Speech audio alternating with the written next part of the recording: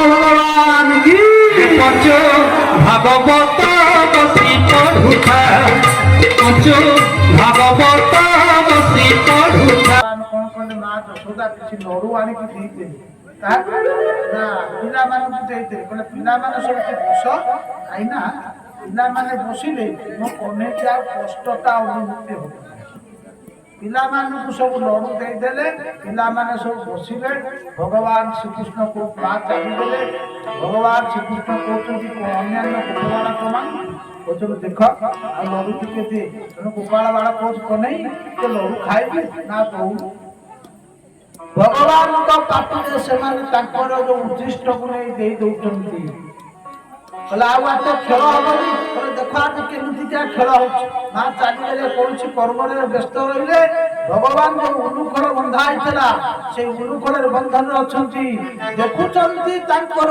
ଦୁଆର ଅଗଣାରେ ଗୋଟା ବିଶାଳ ଯମରାର୍ଜୁନ ବୃକ୍ଷ ବିଦ୍ୟମାନ ଅଛି ଭଗବାନଙ୍କର କୃପା ପଇଲା ସେଇ ବୃକ୍ଷ ଉପରେ କହିଲା ଆରେ ଆରେ 10,000 ବର୍ଷ ଧରି ଏଇ ବୃକ୍ଷ ଅଛି ଇଏ ଆଉ କିଏ ନୁହନ୍ତି ଇଏ ସେଇ କୁବେରଙ୍କର ପୁତ୍ର ନଳକୁବେର ମଣିଗ୍ରୀବ ମତେ ତ ତାଙ୍କର ଉଦ୍ଧାର କରିବାର ଅଛି ନା ଆଜି ପ୍ରଭୁ କଣ କଲେ ନା ନଳକୁବେର ମଣିଗ୍ରୀବଙ୍କ ପାଖକୁ ଯିବେ ଇଏ ନଳକୁବେର ଗୋଟେ ଅପରାଧ କରିଦେଲେ ଆଉ ସେ ଅପରାଧ ଭୟଙ୍କର ଅପରାଧ ଥିଲା ଏକରେ କଥାରେ ଅଛି ଧନ ଯୌବନ ପ୍ରଭୁତ୍ୱ ଅବିବେକିତା ଏକୈକ ଅନର୍ଥାୟ କିଂ ଯତ୍ର ଚତୁଷ୍ଟୟ ଯାହା ପାଖରେ ଧନ ଥାଏ ଯାହା ପାଖରେ ଯୌବନ ଥାଏ ଆଉ ଯାହା ପାଖରେ ଅବିବେକତା ଥାଏ ଆଉ ପ୍ରଭୁତ୍ୱ ଥାଏ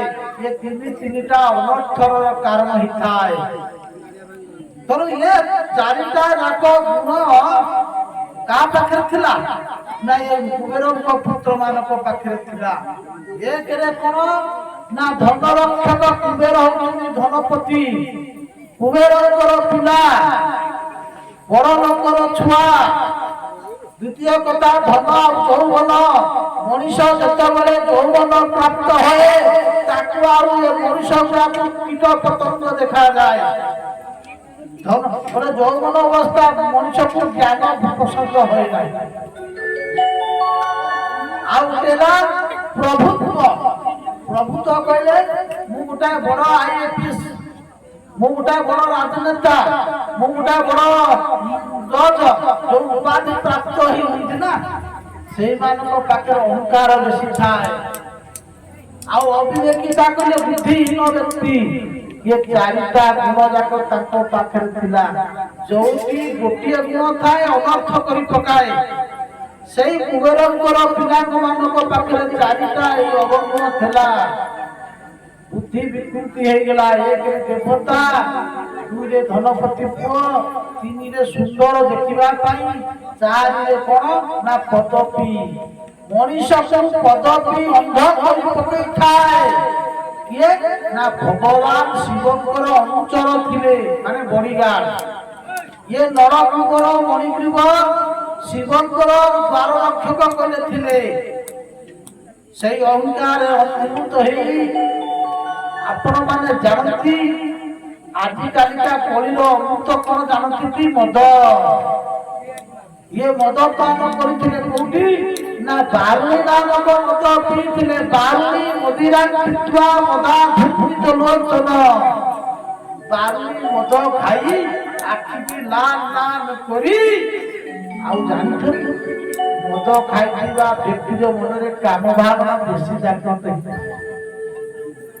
काम भावना बेसी जागृत होई मद खाइबा व्यक्ति रो आउ जते बेले मद पी देले मतवाला ही गले कोन कले ना देवगना स्वर्गर किछि देवगना मानकु जबरदस्त धरि कि नै आसी बोले चलो नै आसीले कोठी ना चैत्रथ कहले गंगा को नै आसी अलकानंदा रे आसीकरी कोन कले ना स्नान कले अरे भाई स्नान कर मना भाई पुनी एई प्रकार स्नान बोले विवस्त्र ही उलग्न अवस्था कपड़ा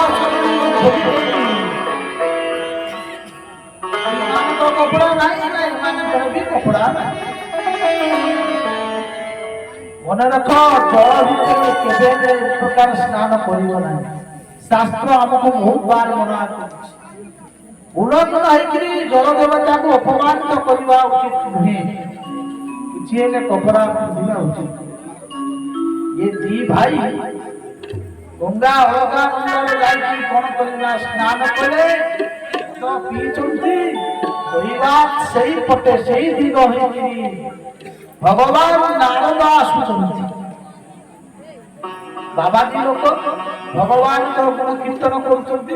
ଶ୍ରୀମନ୍ ନାରାୟଣ ନାରାୟଣ ନାରାୟଣ ଶ୍ରୀମନ୍ ନାରାୟଣ ନାରାୟଣ ନାରାୟଣ ଶ୍ରୀମନ୍ ନାରାୟଣ ନାରାୟଣ ନାରାୟଣ ଶ୍ରୀମନ୍ ନାରାୟଣ ନାରାୟଣ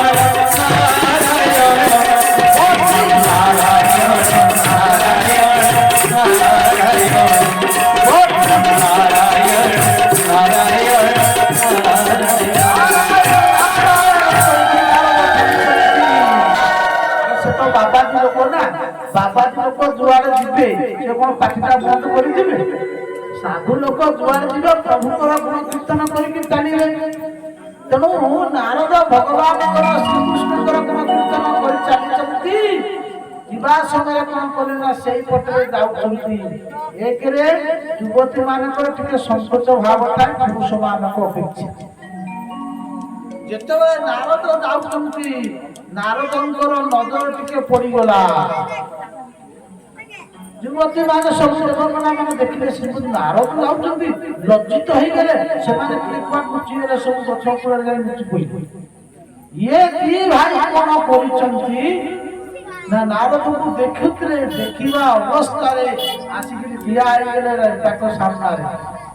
ନାରଦ କହିଲେ ଆରେ ଆରେ ଆରେ ଇଏ ତ ସେଇ ନରକଙ୍କର ମଣିଗ୍ରୀବ, ଇଏ ତ କୁବେରଙ୍କର ପୁତ୍ର, ଇଏ ତ ଭଗବାନ ଶଙ୍କରଙ୍କର ଅନୁଚର। ମୁଁ ଯେତେବେଳେ କୈଳାସ ଯାଏ ଏ ଦି ଭାଇ ଯାକ ମତେ ଦେଖିଲେ ପ୍ରଣାମ କରନ୍ତି, ଅଥଚ ମତେ ଦେଖୁଛନ୍ତି ଅଥଚ କିଛି କହୁନାହାନ୍ତି। ତା ମାନେ ଏମାନଙ୍କର ଶରୀରରୁ ମୁଁ ଯାହା ଅନୁମାନ କରୁଛି ପୁଣି ବିବସ୍ତ୍ର ଅବସ୍ଥାରେ ଅସଂଯତ ଅବସ୍ଥାରେ ପୁଣି ମଦପାନ କରୁଛନ୍ତି। ଓହୋ ଇଏ ହଉଛି ଧନର ଆଉ ଯୌବନର ଅହଙ୍କାର। ନାରଦ କହିଲେ ଯାହାର ଧନର ରୂପକ ଅହଙ୍କାର ହେଇଥାଏ ବା ବିଦ୍ୟା ରୂପକ ଅହଙ୍କାର ହେଇଥାଏ, ଯାହାର ଯୌବନ ଅହଙ୍କାର ହେଇଥାଏ, ଆଗ ସେଇ ଅହଙ୍କାରକୁ ଦୂରୀଭୂତ କରିବା ଉଚିତ। ତେଣୁ ଏ ଦି ଭାଇଙ୍କର ଚାରିଟା ଗୁଣ ପରିପୂର୍ଣ୍ଣ ଅଛି।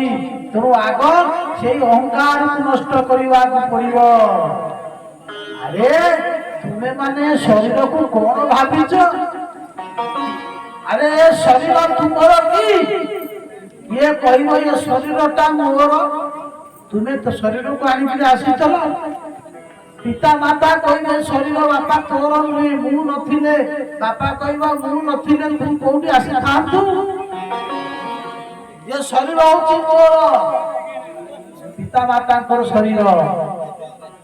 ବାପାର ବାପା କହିବ ପୁଅ ମୁଁ ନଥିଲେ ତୁ କୋଉଠି ପିଲା ଛୁଆ ଜନ୍ମ କରିଥାନ୍ତୁ। ଶରୀର ମୋର, ସ୍ତ୍ରୀ କହିବ ମୋର।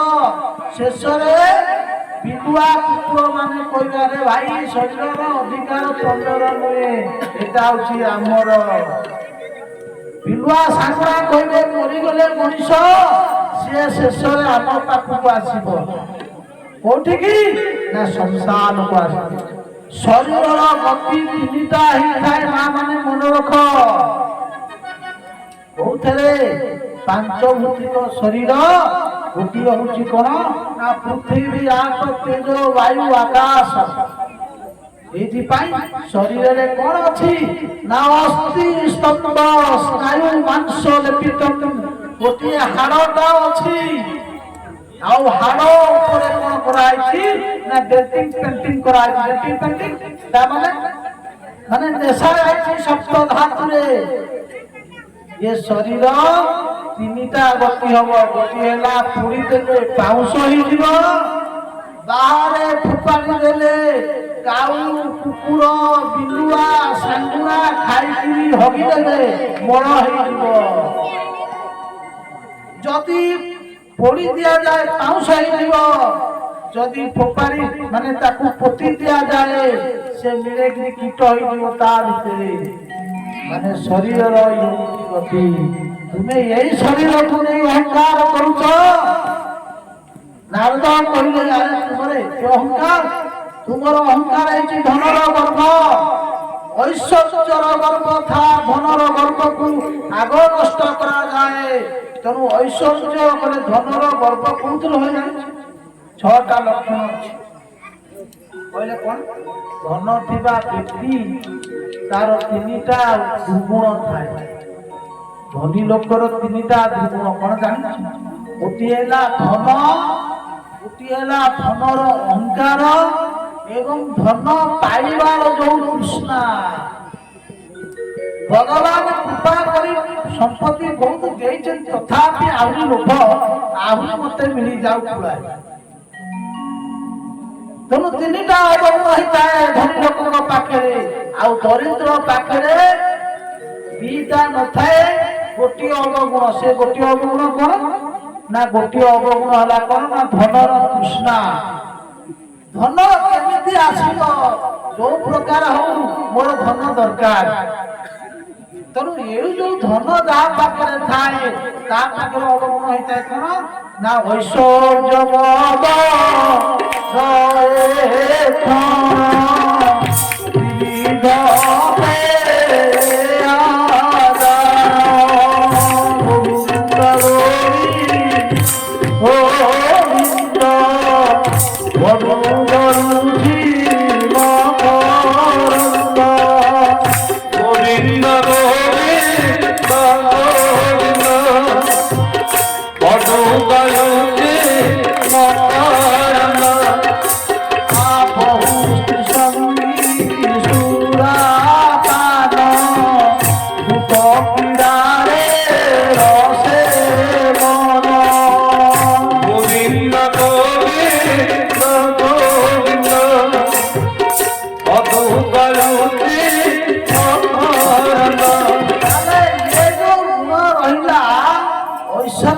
ଅତ୍ୟଧିକ ଧନ ଥିବା ବ୍ୟକ୍ତିର ପାଖରେ ଏ 3ଟା ଗୁଣ ଥାଏ।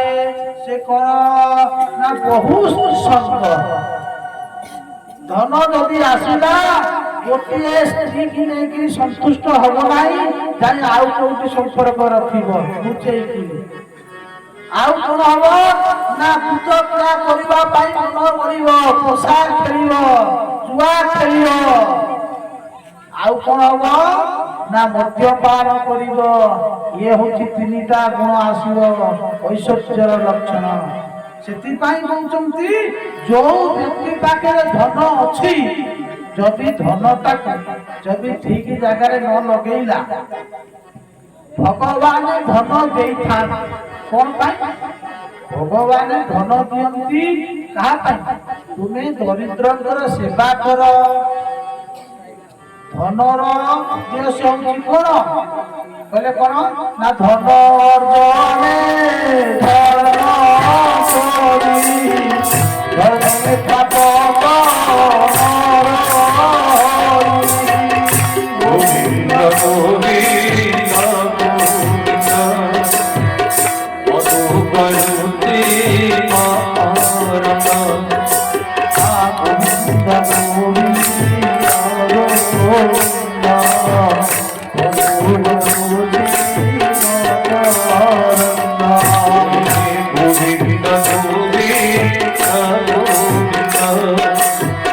মধু করুতি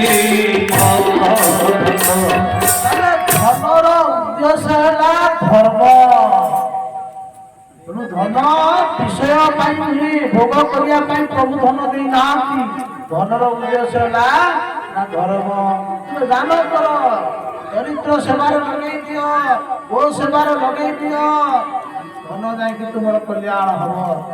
ଧନ ଜଣେ ଥିଲେ, ଜଣେ ବ୍ରାହ୍ମଣ ଥିଲେ। ବ୍ରାହ୍ମଣ ଭାରି କଂଜୁସ, ଭାରି କଂଜୁସ ମାନେ ଧନ ଅଛି କିନ୍ତୁ ଭାଇ ଧନ ଥିଲେ କଣ ହବ, କିନ୍ତୁ ସିଏ କେବେ ଦାନ କରନ୍ତି ନାହିଁ। ତାଙ୍କ ସ୍ତ୍ରୀ କହିଲେ ହଉ ଆମ ଘରେ ଠାକୁର ତ କିଛି ଅଭାବ ହେଇନା ତମେ ଟିକେ ଦାନ ଦକ୍ଷିଣା କର ଆରେ କିଛି ଦାନ ପୁଣ୍ୟ କର ଧର୍ମ ଟିକେ କର ଆମ ଧନର ତ ଅଭାବ ନାହିଁ ଟିକେ ଦିଅ ମାନେ ଭିକାରୀ ଗଲେ ତାକୁ ବି ଖାଇବା ଗଲେ ଦବନି କୁକୁର ଯଦି ଗଲା ଦୁଆରକୁ ତାକୁ ବି ବାଡ଼ିକି କରିଦବ ସଂସାରରେ ଏ ପ୍ରକାର ଲୋକ ଅଛନ୍ତି କୁକୁରଟା ଯଦି ଯାଇ ନାଙ୍ଗୁର ତାକୁ ପିଟିକିରି ବିଦା କରିଦବ ଏଭଳିଆ ସଂସାର ଲୋକ ଅଛନ୍ତି ଭିତରା କିଛି ଦାନ କଲାନି ସ୍ତ୍ରୀ କହିଲା ହରେ ତମେ କିଛି ଦାନ ଦକ୍ଷିଣା କରୁନା ସେଠି ନ କରୁଛ ଆଉ ଟିକେ ପୁଣ୍ୟ କିଛି କର ଏମିତି ପୁଣ୍ୟ କର ଏମିତି ପୁଣ୍ୟ କର ତୋର ଯୋଉ ପଇସା ଖର୍ଚ୍ଚ ହବ ସେଟା ପୁଣ୍ୟ କର ଆରେ ପୁଣ୍ୟ ପଇସା ଖର୍ଚ୍ଚ ହବନି ପୁଣି ପୁଣ୍ୟ କଣ ନା କିଛି ନହେଲେ ଗଙ୍ଗା ଟିକେ ଯାଇ ସ୍ନାନ କରି ଆସ ଗଙ୍ଗାର ଟିକେ ଯାଇକିରି ସ୍ନାନ କରିଦେଇ ଆସ କିନ୍ତୁ ସେତିକି ହେଲେ ପୁଣ୍ୟ ହବ ଏଠି ଗଙ୍ଗା ଯିବି ଯେ ଗଙ୍ଗା ଗଲେ ସେଠି କଣ ହବ ଗଙ୍ଗା ଗଲେ ଥଣ୍ଡା ବାହାରିବ ଥଣ୍ଡା ବାହାରି କଣ କହିବ ଏଠି ଗାଧେଇବୁ ଦେ ଦକ୍ଷିଣା ଦେଇଛି ସେଠିକି ଯିବି ତୁ ଗୋଟେ କାମ କର ହଉ ଯଦି ତୁ କହୁଛୁ ମୁଁ ଗଙ୍ଗା ସ୍ନାନ କରିବି ତାହେଲେ ଠିକ ଅଛି ମୁଁ ଗଙ୍ଗା ସ୍ନାନ କରୁଛି ଏମିତି ଜାଗାରେ ଗଙ୍ଗା ସ୍ନାନ କରିବି ଯୋଉଠି ସେଠି କେହି ନଥିବେ ଗଙ୍ଗା ସେଠି ନଥିବେ କୋଉଠି ନା ଶ୍ମଶାନ ଯୋଉ ଘାଟ ଅଛି ମଣିଷ ବୁଢା ହେଇସାରିଲା ପରେ ଯାଆନ୍ତି ମୁଁ ସେଇ ଜାଗାକୁ ଚାଲିଲା ଗଙ୍ଗା ଗାଡି ଘୋଡା ତ ଯିବନି ପଇସା ଖର୍ଚ୍ଚ ହବ ଗୋଟା ଚାଲିକିରି ଯିବି କାହିଁକିନା ଯଦି ଗାଡିରେ ଯିବି ପଇସା ଚାଲି ଗଲା 2 ଦିନ ପରେ ଯାଇକରି ଗଙ୍ଗାରେ ପହଞ୍ଚିଲା ଯେତେବେଳେ ଗଙ୍ଗାରେ ପହଞ୍ଚିଲା ଚାରିଆଡକୁ ଅଣ୍ଡେଇଲା ବୋଲା ଆରେ କୋଉଠି ପଣ୍ଡା ଅନେଇଲା ଚାରିଆଡକୁ ଦେଖିଲା କେହି ନାହା ଗଙ୍ଗା ଭିତରେ ପଶିଲା ଭଗବାନ ଦେଖିଲେ କହିଲା ଏଇଭଳିଆ ଭକ୍ତ ସଂସାରରେ କେହି ନାହାନ୍ତି ଯେମିତି ମୁଣ୍ଡଟି ପକେଇକି ଉଠେ କଳା ଭୁଷୁଣ୍ଡା ପଣ୍ଡା ଜଣେ ହାତରେ ଠିଆ ହେଇଛି ଦେ କଣ ଦେ କହିଲେ ଗଙ୍ଗାରେ ସ୍ନାନ କଲୁ ମତେ ଦକ୍ଷିଣା ଦେବୁ ଯଜମାନ ଘାଟର ଯଜମାନ କହିଲା ତତେ ଆଉ କୋଉଦିନ ମୋଡା ଘାଟ ଶ୍ମଶାନ ବି ଛାଡ଼ିଲୁ ତୁ ଏଇଟା ଶ୍ମଶାନ ବି ଛାଡିବୁ ଶ୍ମଶାନ ବି ଜଗିଛୁ କହୁଛୁ ଦକ୍ଷିଣା ଦେ କହିଲା ନାଇଁ ଦେବି କହିଲା ଦେବି ନଦେଲେ ମୁଁ ଛାଡ଼ିବି ନାହିଁ କହିଲା ମୁଁ ତ ଦେବିନି ଆଉ ଭଗବାନ କହିଲେ ଇଏ ତ ଏମିତି ଦବ ନାହିଁ କହିଲା ଏ ଶୁଣ ଗୋଟେ କାମ କର ତୁ କହିଦେ ମୁଁ ଦେବି ଧାର ଦେବି କହିଲା ଧାର ଫାର କିଛି ନାହିଁ ମୁଁ ତ ଦେବିନି ଧାର କଣ କାହିଁକି ମୁଁ ଛବି ଧାର ଦେବି ଭଗବାନ କହିଲେ ନାଇଁ ମୁଁ ତତେ ଛାଡ଼ିବି ନାହିଁ ସେ କହିଲା ମୁଁ ତ ଧାର ଦେବି ମୋ ଦେହ ଦେଇଦେ ମୁଁ ଛାଡ଼ିଦେବି କହିଲା ଇଏ ତ ମତେ ଛାଡ଼ିବନି କହିଦେଲେ କଣ ଅସୁବିଧା ହଉଛି ମିଛ କହି ଖସି ପଳେଇବି ଦେଖ ମୋ ଘର ଦେଖିଛି ଯେ ମୋ ଘରକୁ ଯାଇ ମତେ ମାଗିବ କହିଲା ହଁ ମୁଁ ଦେବି ଯା ଦେବି ଆଉ ଆଠଣା ଦେବି ଆଉ ତୋଠୁ ଛାଡ଼ିଦେଲା ତୋର ଘରକୁ ଆସିଲା ପୂର୍ବରୁ ଆସିକିରି ପହଞ୍ଚିଲା ଯେତେବେଳେ ଭଗବାନ ଯାଇ ତା ଘରେ ଯାଇ କବାଟି ବାଡେଇ ଦେଲେ ଠକ୍ ଠକ୍ ଠକ୍ ଠକ୍ କରିକିରି ବିଚରା ତା ସ୍ତ୍ରୀ କବାଟି ଖୋଲିଲା ଯେତେବେଳେ କବାଟ ଖୋଲେ କହିଲା କଣ ନା ପଣ୍ଡିତ କି ଯଜମାନ କି ଜୟ ତା ସ୍ତ୍ରୀ ପଚାରିଲା କହିଲା କିଏ ଆସିଛନ୍ତି କହୁଛି ଯଜମାନ କି ଜୟ ହୋ ନା କହୁଛନ୍ତି ପଣ୍ଡିତ ଆସିଛନ୍ତି ଆଉ ଗଙ୍ଗାରେ ସ୍ନାନ କରୁଥିଲେ ଆଉ ବାକି ଅଛି ଦକ୍ଷିଣା ଦେବେ ବିଚରା ସ୍ତ୍ରୀ ଯାଇ କହିଲା ହଲ ତମେ ଯାଇଥିଲ ସ୍ନାନ କରି କୋଉ ପଣ୍ଡିତଙ୍କୁ କହୁଛ ପଇସା ଦେବା ପାଇଁ ପୁଣି ଆସିଲେ ହଁ ନା ଆଉ ତା କହିଦେ କୋଉ ପଣ୍ଡିତଙ୍କ ଦେହ ବହୁତ ଖରାପ ଜ୍ୱର ହେଇଛି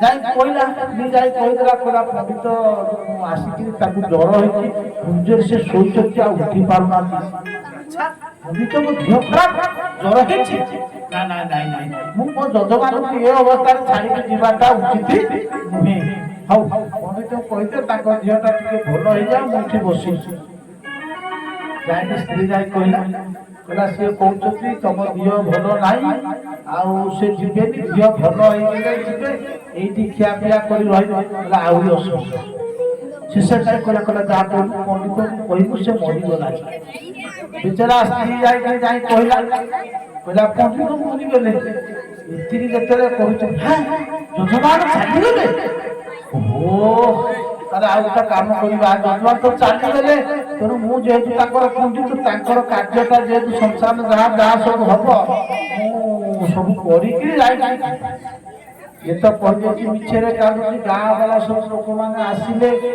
ଆରେ ଆରେ ଆରେ କଣ ହେଲା ମରିଗଲା କାଲି ଥିଲା ମରିଗଲା ହଁ ମରିଗଲା ସବୁ ବଧା ବଧି ହେଲା କାନ୍ଧେଇକି ନବା ପାଇଁ କଣ ହଏ କାନ୍ଧେଇକି ମରିଗଲା ପରେ ଯାହା ଯାହା ସବୁ ଖରଚ ହେଲା ବିଚରା ସ୍ତ୍ରୀ ତ ମିଛରେ କାନ୍ଦୁଥିଲା ମିଛରେ କହୁଛି କୋଉ ସଂସାର କିଛି ନୁହେଁ କାହାର ଆରେ ସେ ମରି ନାହିଁ ରେ ସେ ମରି ନାହିଁ ରେ ମରି ନାହିଁ ରେ ମରି ନାହିଁ ଗାଁ ଲୋକମାନେ କହୁଛନ୍ତି ତମର ଭ୍ରମ ହେଇଛି ସେ ତ ଗଲା କଥା ଗଲା ସେ ଚାଲିଗଲା ତମେ କାହିଁ ଆଏ କାନ୍ଦୁଛ ଆରେ ସିଏ ମରି ନାହିଁ କିନ୍ତୁ ଇଏ ବ୍ୟକ୍ତି ଆଉ ଉଠୁ ନାହିଁ ଉଠିଲେ କାଳେ ଲାଗି ଆଖି କେମିତି କରି ଅନଉଛି ଇଏ ଗଲା କି ନା ଦେଖିଲା ଅଛି ଛାଡ଼ିବନି ତଥାପି ସଂସାର ପର୍ଯ୍ୟନ୍ତ ନେଲେ ଭଗବାନ ବିଚାର କରୁଛନ୍ତି ଏଇ ପ୍ରକ୍ରିୟା ହତ ଭକ୍ତ ଭାଇ ଦେଖି ନାହିଁ ନିଆଁ ଲାଗିବାକୁ ନାହିଁ ଭଗବାନ କାନ ପାଖରେ ଯାଇ କହିଲେ ତୁ ଦେଇଦେ ମତେ ଆରେ କଣ ଅସୁବିଧା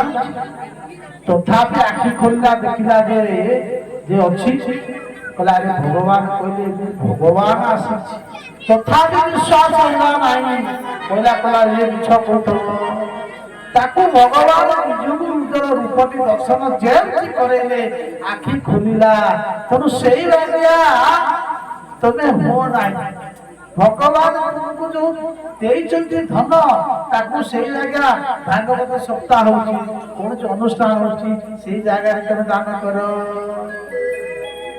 ତେଣୁ ଧନର ପ୍ରକୃତ ଉଦ୍ଦେଶ୍ୟ ହେଲା ଧର୍ମ ସେଥିପାଇଁ କହୁଛନ୍ତି ଯେ ଧର୍ମ ଧନ ଅର୍ଜନେ ଧର୍ମ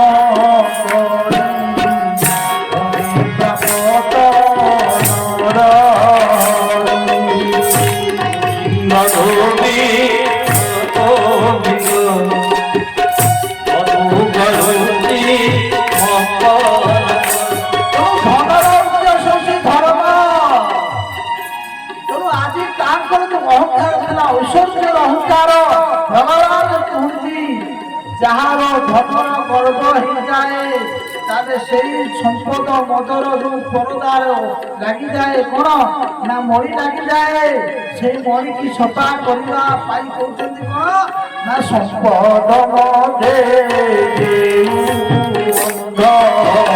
ସମ୍ପଦ ନାଥ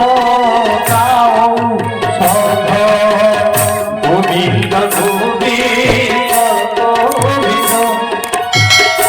অনুকরুতি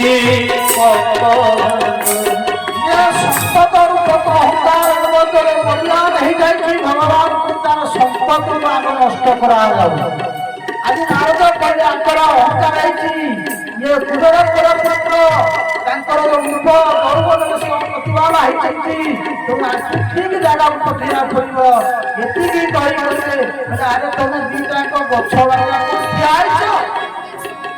ଅଭିଶାପ କରୁଛି ତୁମର ଆଚରଣ ସହିତ ତମର ଯୋଉ ଆଚରଣ କରିଛ ତୁମକୁ ସେଇ ଗତି ହବ ଏତିକି କହିକି ଅଭିଶାପ ଦେଇଦେଲେ ଯାଅ ତୁମେ ଦି ଭାଇ ମୁଖ୍ୟ କରିକି ଚାଲିଯାଅ ଚାଲିଗଲେ ବିଶ୍ୱ ଧରିକି କାନ୍ଦି ହାତ ଧରିକି ନାଁ ପ୍ରଭୁ ବା କରିଦିଅ ବିଶାଳ ଚୁରିଗଲା ମଣିଷ ଯେତେବେଳେ ବିଶାଳ ଥାଏ ସେ ହିତାହିତ ଜ୍ଞାନ ତାର ରହେ ନାହିଁ ଜଣେ ମଧୁଆ ମଦ ଖାଇକି ଯାଉଛି ରାଜା ଯାଉଛନ୍ତି ହାତୀ ଉପରେ ବସିକି ରାଜା ଯାଉଛନ୍ତି ଇଏ ମଦ କଥା ଧରିଛି ରାଜାଙ୍କ ପାଖରେ ପହଞ୍ଚିଗଲା ଏ ରାଜା ଏ ହାତୀ କେତେ ଟଙ୍କାରେ ବିକିବୁ ରାଜା କହିଲେ ଆଚ୍ଛା ଏ ସେବକ ମାନଙ୍କୁ ଆଦେଶ କଲେ ତାକୁ ବାନ୍ଧି ପକାଅ ବାନ୍ଧି ନେଇକି ଚାଲିଗଲେ ଜେଲ ଖେଳାରେ ଭରିଦେଲେ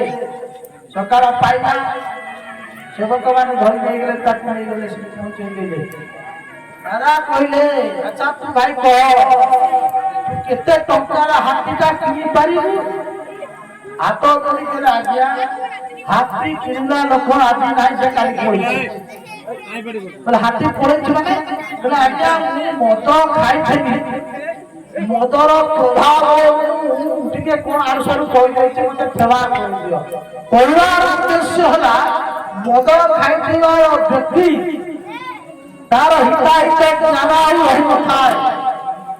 ତେଣୁ ମଦ୍ୟପ ଦିନେ ମଦ ଖାଇ ସତ ଅସତ ନ ଜାଣି କଣ ସତ କଣ ଅସତ ମଦ୍ୟପ ଜାଣିପାରିନଥାଏ। ଠିକ ସେଇ ପ୍ରକାର ସେ କହୁଛନ୍ତି କଣ ନା ଆଙ୍କର ମଦ ନିଶା ଯେତେବେଳେ ଛାଡ଼ିଦେଲା ହାତ ଧରିକିରି କ୍ଷମା ପ୍ରାର୍ଥନା କଲେ ନାରଦଙ୍କୁ, ହେ ମହର୍ଷି ନାରଦ ଆମକୁ କ୍ଷମା କରିଦିଅ, ଆମର ଭୁଲ ହେଇଯାଇଛି। ନାରଦଙ୍କ ଟିକେ ଦୟା ହେଲା। ସାଧୁ ମାନେ ବେଶୀ ଜଲ୍ଦି କୁପିତ ହେଇଯାଆନ୍ତି, ଜଲ୍ଦି କୁପିତ ହେଇଯାଆନ୍ତି ପୁଣି ଶାନ୍ତ ହେଇଯାଅ। ନାରଦଙ୍କ ଦୟା ହେଲା, କହିଲା ହଉ ଠିକ ଅଛି ତୁମେ ଯାଅ। 10,000 ବର୍ଷ ଧରିକି ଭଗବାନଙ୍କର ନନ୍ଦ ବାବାଙ୍କର ଭବନରେ ବୃକ୍ଷ ଜାଗଲା ବୃକ୍ଷ ଅର୍ଜୁନ ବୃକ୍ଷ ହେଇକି ରହିଥିଲେ ନଳକୁବେର ମଣିଗ୍ରୀବଃ। ଆଜି ଭଗବାନଙ୍କର ଦୃଷ୍ଟି ପଇଲା, ଭଗବାନ ଦେଖିଲେ କହିଲେ ଆଜି ନାରଦଙ୍କର କଥା ମୁଁ ଆଜି ସତ୍ୟ କରିବାକୁ ଯିବି। ଆଜି ପ୍ରଭୁ କଣ କଲେ ନା ଧୀରେ ଧୀରେ ଆଣ୍ଠେଇ ଆଣ୍ଠେଇ ଗଡି ଗଡି ଗଡି ଗଡି ଚାଲିଲେ, ଯାଇ ପଶିଗଲେ ସେଇ ବୃକ୍ଷ ମୂଳରେ। ଯେତେବେଳେ ବୃକ୍ଷ ମୂଳରେ ଯାଇ ସ୍ପର୍ଶ କରନ୍ତି ଦି ଭାଇ ତୁରନ୍ତ କଣ ପ୍ରକଟ ହେଇଗଲେ। ଆଉ ପ୍ରକଟ ହେଇକି କଣ କରୁଛନ୍ତି ନା ହାତ ଯୋଡ଼ିକିରି ସ୍ତୁତି କରୁଛନ୍ତି ଭଗବାନ।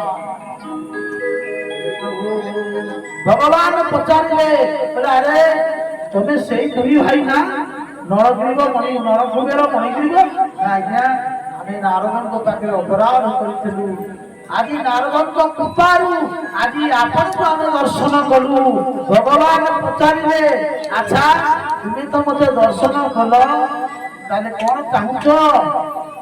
ନଳକୁବେର ମଣିଗ୍ରୀବ କହିଲେ ପ୍ରଭୁ କହିଲେ ଆମ ବାପା ହଉଛି ଧନପତି, ଆମର ଧନର ଅଭାବ ନାହିଁ, ଆମେ ରୂପରେ ସୌନ୍ଦର୍ଯ୍ୟରେ ଗୁଣ ଅଛୁ, ଆମର କୌଣସି ଜିନିଷ ଆବଶ୍ୟକତା ନାହିଁ। ଭଗବାନ କଥା କହିଲେ ଆରେ କିଛି ତ ମାଗ। କୁବେର ପୁତ୍ର ହାତ କହୁଛନ୍ତି ପ୍ରଭୁ ଯଦି ଦବାର ଅଛି ଆମକୁ ଏଇଆ ଦିଅ। କଣ ନା ପାଣି ଗୁଣାନୁକଥନେ ଶ୍ରବଣ କଥା ହସ୍ତৌ ଚକରମସ୍ତୁ ମନସ୍ତବତାଦୟୋର୍ମେ।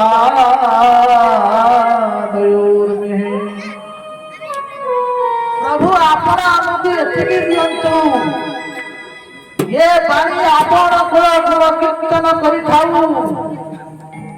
ଏ ମୁଖ ଆପଣଙ୍କର ଗୁଣ କୀର୍ତ୍ତନ କରୁ। ଆଉ କଣ ନା ଯୋଉ ସ୍ଥାନରେ ଆପଣଙ୍କର ଗୁଣ କୀର୍ତ୍ତନ ହଉଛି ଏ କାନ ଆପଣଙ୍କର ସେଇ ମଧୁର ନିତ୍ୟ ଗୁଣ କୀର୍ତ୍ତନ ଶ୍ରବଣ କରିଥାଉ। ଅର୍ଥାତ୍ ବାଣୀ ଗୁଣାନୁକଥନେ ଶ୍ରବଣ କଥାୟ। କହିଲେ ପ୍ରଭୁ ଏ ହାତ ଆପଣଙ୍କର ସେବା କରୁ। କହିଲେ କଣ ନା ହସ୍ତୌ ଚକରମସ୍ତୁ ମନସ୍ତବତାଦୟୋର୍ମେ। ପ୍ରଭୁ ଏ ହାତ ଆପଣଙ୍କର ସେଇ ଯୋଉ ସେବାଟି କରିଥାଉ। ବୋଲେ ଆଉ କଣ କଲେ ନା ସ୍ମୃତ୍ୟାଂଶିରଂସ୍ତବ ଜଗତ୍ ନିବାସ। ଆପଣଙ୍କୁ ଏ ମନ ଆପଣଙ୍କୁ ଚିନ୍ତନ କରିଥାଉ, ଆପଣଙ୍କର ସେଇ ଚକ୍ଷୁ ଆପଣଙ୍କର ସେଇ ଦିବ୍ୟ ରୂପକୁ ଦର୍ଶନ କରୁ। ଆମେ ଆଉ ପ୍ରଭୁ କିଛି ମାଗୁନାହୁଁ, ହେ ଗୋବିନ୍ଦ ଆମକୁ ଯଦି ଦବାକୁ ଅଛି ଏତିକି ବର ଦିଅ। ଆଖି ଯଦି ଦେଲୁ ଏତିକି ମତେ ସବୁଦିନ ଦେଖିବି ତତେ।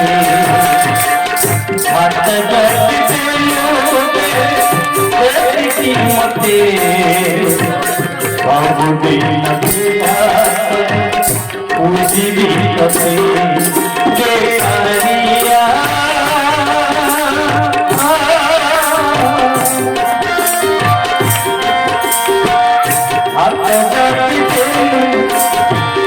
पाद जपि तेलु तो बड़ कंडू, पाद जपि तेलु तो बड़ कंडू। विभक्त भक्त संगति अति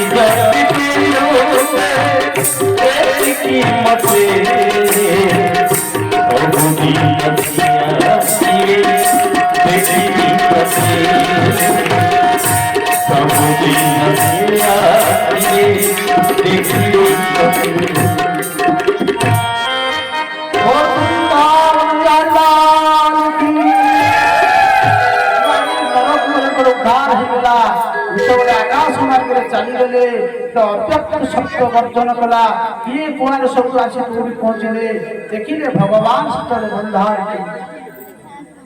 ମା ଯଶୋଦା ଆଶ୍ଚର୍ଯ୍ୟ ହେଇଗଲେ ବ୍ରଜବାସୀମାନେ ଆଶ୍ଚର୍ଯ୍ୟ ହେଇଗଲେ କହିଲେ ଏତେ ହଜାର ହଜାର ବର୍ଷର ଏଇ ଯୋଉ ବୃକ୍ଷ ଭାଙ୍ଗିଲା କେମିତି ପୁରା ପିଲା ଥିଲା ବାଳକ ଥିଲା କହିଲା ବାବା ମୁଁ କହିବି ନା କଣ ନା ମା ଯଶୋଦା କୃଷ୍ଣକୁ ବାନ୍ଧିଥିଲେ ଆଉ କୃଷ୍ଣ ଯେତେବେଳେ ଗଛ ମୂଳକୁ ଗଲେ ଟାଣିଦେଲେ ଆଉ ଗଛ ଭାଙ୍ଗିଗଲା ଆଉ ଦ୍ୱିତୀୟ ଦି ଜଣ ପୁରୁଷ ବାହାରିକି ଆକାଶ ଉପରି ଗଲେ ପିଲାମାନଙ୍କ କଥାକୁ ନନ୍ଦ ବାବା ବିଶ୍ୱାସ କଲେ କହିଲେ ଯାହା ହବାର ହେଇଗଲା ହେ ଯଶୋଦା ତମେ ସାମାନ୍ୟ ଟିକେ ଲହୁଣୀ ପାଇଁ କୃଷ୍ଣକୁ ତୁମେ ବାନ୍ଧି ପାରିବ